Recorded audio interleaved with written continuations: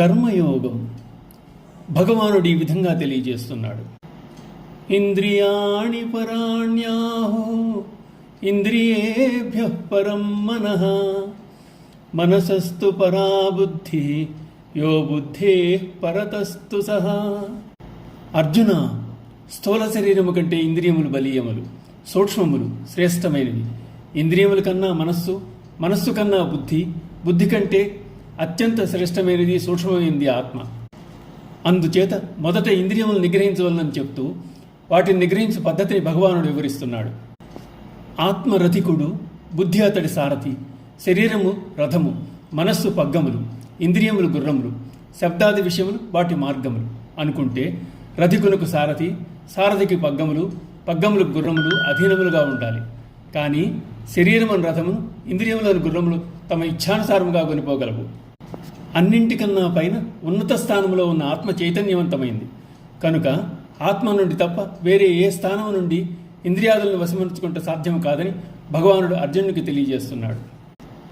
ఏవం బుద్ధే పరం బుద్ధ్వా సంస్తభ్యాత్మానమాత్మనా జహి శత్రుం మహాబాహో కామరూపం దురాసదం.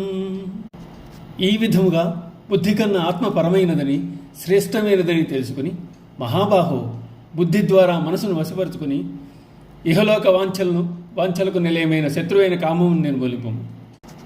జీవుడు దేహమును ఇంద్రియాదులను తానే అని భావించుచు తన నిజస్వరూపం తెలుసుకోలేక దుఃఖించుచున్నాడు. దేహాది దృశ్య పదార్థములు అశాంతికి దుఃఖమునకు కారణములు.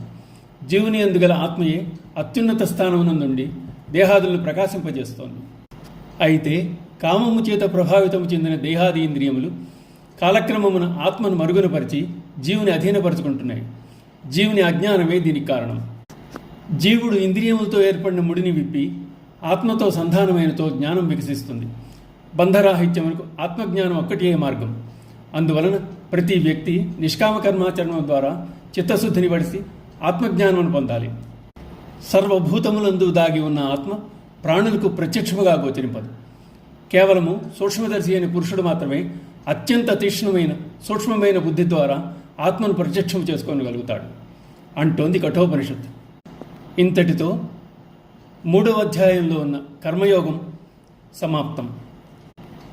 ఓం నమో భగవతే వాసుదేవాయ.